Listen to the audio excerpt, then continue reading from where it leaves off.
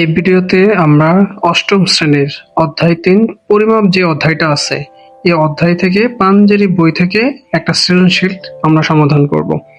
তো সৃজনশীলটা হচ্ছে পাঞ্জেরি বইয়ের পৃষ্ঠা নম্বর ৮০, ২ নম্বর সৃজনশীল এটা। তাহলে আমাদের প্রথম যদি একটু দেখি, আমাদের প্রশ্নটাতে বলা আছে যে একটি আয়তাকার জমির দৈর্ঘ্য ও প্রস্থ যথাক্রমে হচ্ছে ৮০ মিটার ও ৬০ মিটার। জমির ভিতরে হচ্ছে ৪ মিটার চওড়া পার এবং ৩ মিটার গভীরতা বিশিষ্ট একটি পুকুর খনন করা হলো। একটি পানির মোটর দ্বারা প্রতি সেকেন্ডে হচ্ছে ১ ঘনমিটার পানি শূন্য করা যায়। আচ্ছা, তো আমাদের প্রথম যে প্রশ্নটা আছে সেই প্রশ্নটাতে বলা আছে যে পুকুরের গভীরতা ইঞ্চিতে প্রকাশ করো। তাহলে আমরা ক নম্বরটাকে যদি সমাধান করি, বলা আছে পুকুরের গভীরতা, তা আমাদের খুঁজে বের করতে হবে পুকুরের গভীরতা কত। তাহলে আমাদের এখানে বলা আছে যে ৩ মিটার গভীরতা বিশিষ্ট একটি পুকুর খনন করছে। তাহলে এখানে গভীরতা কত? ৩ মিটার দেওয়া আছে। তাহলে এই ৩ মিটারটাকে আমাকে ইঞ্চিতে কনভার্ট করতে হবে। তাহলে আমরা জানি যে ১ ইঞ্চি সমান,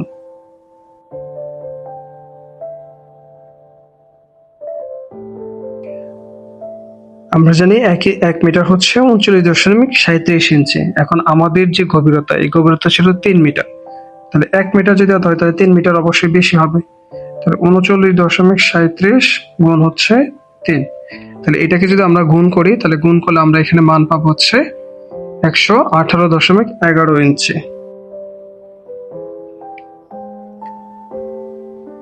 ওকে, এবার তাহলে আমরা আমাদের খ নম্বর প্রশ্নটাতে চলে আসি। খ নম্বর প্রশ্নটাতে বলছে যে পুকুর পাড়ের ক্ষেত্রফল বের করো। তাহলে আমরা যদি উদ্দীপকটা আরেকবার একটু পড়ি, বলছে যে আয়তাকার একটা জমি। তাহলে ধরি এটা হচ্ছে আমাদের একটা আয়তাকার জমি।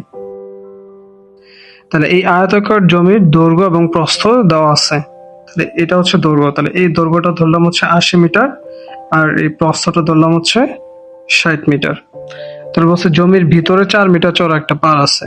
ভিতরে মানে এইদিকে একটা পাড় আছে, তাহলে এটা বাইরে লিখি। আর ভিতরে চারিদিকে ৪ মিটার করে পাড় আছে। তাহলে আমাদের একটা কনসেপ্ট একটু মাথায় রাখতে হবে। যদি বলা থাকে যে জমির ভিতরে, তাহলে ভিতরে বললে আমরা করব হচ্ছে বিয়োগ, আর যদি বলা থাকে যে জমির বাহিরে, বাহিরে বলা থাকলে আমরা করব হচ্ছে যোগ। তাহলে আমাদের যেহেতু জমির ভিতরে রাস্তা ছিল, তাহলে আমার এখান থেকে জমির রাস্তা বাদে ক্ষেত্রফল, রাস্তা বাদে দৈর্ঘ্য এবং রাস্তা বাদে প্রস্থ বের করে ওইটার আলাদা ক্ষেত্রফল বের করতে হবে। তো প্রথম আমরা আমাদের জমির ক্ষেত্রফলটা আগে বের করি।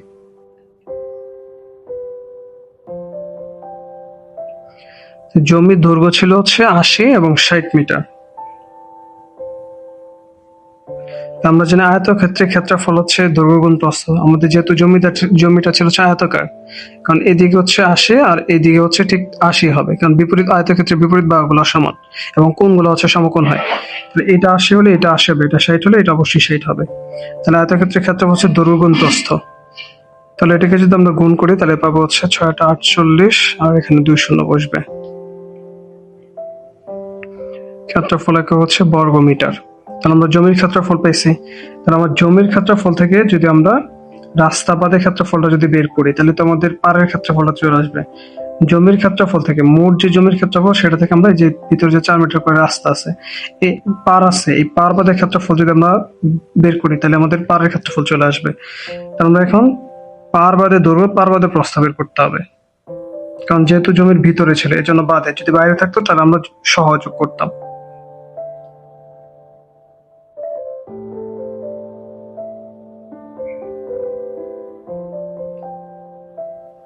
ছিল হচ্ছে ৮০ মিটার, যেহেতু ভিতরে আছে সেজন্য বাদ দিতে হবে। এখন আমাদের পার্টটা কত মিটার ছিল? ৪ মিটার করে। যদি ৩ মিটার থাকতো তাহলে এখানে ৩ বসাতাম, ২ থাকলে ২ বসাতাম। আমাদের পার্টটা যেহেতু ৪ মিটার করে ভিতরে, তাহলে ৪। তাহলে এদিকে যেহেতু ৪ মিটার আছে তাহলে বিপরীত দিকে হচ্ছে ৪ মিটার, দুই পাশে হচ্ছে এটা দৈর্ঘ্যটা আছে, সেজন্য ২ দ্বারা গুণ করতে হবে। তো এখানে পাবো ৮০ বিয়োগ হচ্ছে ৮। তাহলে ৮০ থেকে ৮ বাদ দিলে পাবো হচ্ছে ৭২ মিটার। তাহলে পার বাদে দৈর্ঘ্য পাইছি, তাহলে এবার হচ্ছে পার বাদে প্রস্থ বের করতে হবে।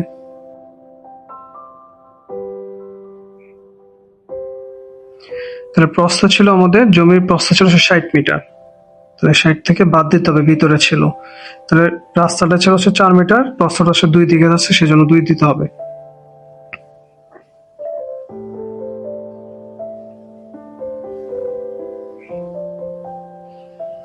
তাহলে পার বাদে দৈর্ঘ্য, পার বাদে প্রস্থ আমরা পেয়ে গেছি। তাহলে এবার পার বাদে আমাদের হচ্ছে ক্ষেত্রফলটা বের করে নিয়ে আসতে হবে।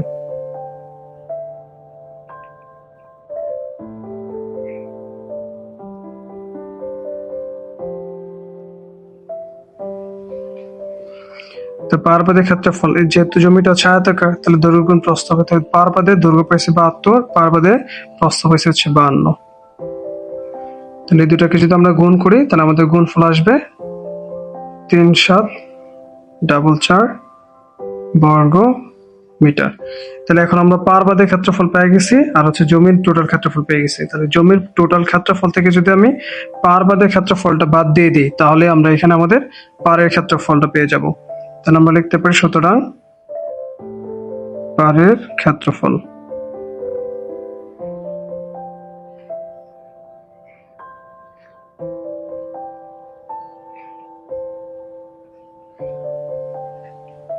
সুতরাং এটা থেকে এটা যদি আমরা এখন বিয়োগ করি তাহলে আমাদের বিয়োগফল আসবে হচ্ছে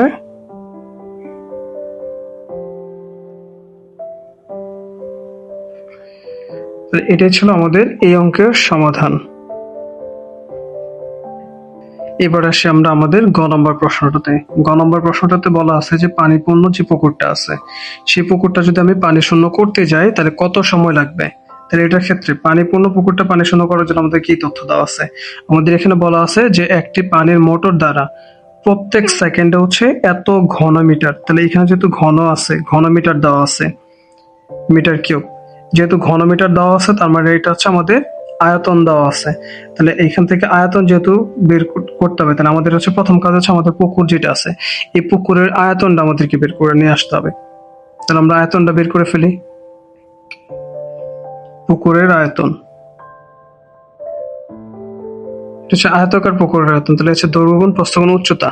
আয়তন হচ্ছে দৈর্ঘ্য গুণ প্রস্থ গুণ উচ্চতা। তাই দৈর্ঘ্য ছিল আমাদের 72, রাস্তা বাদে, পুকুর তো রাস্তা বাদে ছিল, পার বাদে ছিল। তাহলে পার বাদে দৈর্ঘ্য ছিল 72, প্রস্থ ছিল হচ্ছে 52, আর আমাদের উচ্চতা দেওয়া ছিল, উচ্চতা মানে হচ্ছে এখানে আমাদের পুকুরের গভীরতাটাকে নিতে হবে। তো গভীরতা ছিল হচ্ছে 3 মিটার। তাহলে এটাকে যদি আমরা গুণ করি তাহলে আমাদের গুণফল আসবে হচ্ছে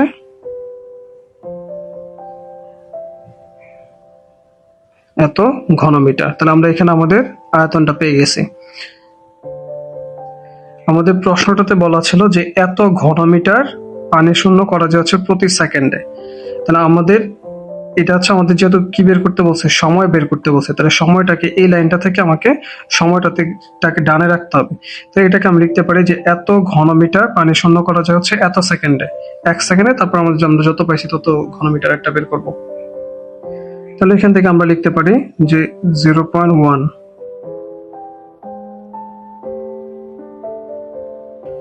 1 সেকেন্ডে। তাহলে 1 ঘন মিটার পানি শূন্য করা যায় 1/0.1 সেকেন্ডে। তাহলে আমরা পাইছি আমাদের পুকুরের যে ভর্তি পানি ছিল সেটা কত ঘন মিটার ছিল? 11,232 ছিল। তাহলে এত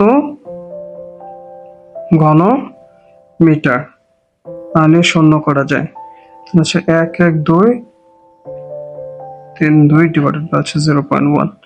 সো এটাকে যদি আমরা ভাগ করি তাহলে আমাদের এখানে ভাগফল আসবে হচ্ছে 11232 সেকেন্ডে।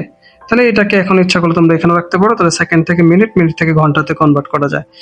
এখান থেকে এটা যদি আমরা মিনিটে কনভার্ট করি তাহলে আমরা জানি কি যে 60 সেকেন্ড হচ্ছে 1 মিনিট। সুতরাং 1 সেকেন্ড হচ্ছে 1/60 মিনিট। তাহলে আমরা পাইছি কত সেকেন্ড? 11232 সেকেন্ড হচ্ছে কত মিনিট হবে? এটাকে আমরা 60 দ্বারা ভাগ করে দেবো, তাহলে এটা আসবে হচ্ছে আমাদের মিনিটে কনভার্ট হয়ে যাবে। তাহলে এটাকে যদি আমরা 60 দ্বারা যদি ভাগ করি তাহলে আমাদের ভাগফল চলে আসবে হচ্ছে 1872 মিনিট। তাহলে মিনিটটাকে এখন আমরা ঘন্টায় কনভার্ট করে দেবো। তাহলে আমরা জানি হচ্ছে 60 মিনিট এ 1 ঘন্টা। তাহলে 1 মিনিটে হবে কত? 1/60 ঘন্টা। তাহলে 1872 মিনিটে হবে 1872/60 ঘন্টা। তাহলে এখানে পাবো হচ্ছে আমরা 31 ঘন্টা 12 মিনিট, 31.12 মিনিট। তাহলে এটাই ছিল আমাদের গ নম্বর প্রশ্নের সমাধান।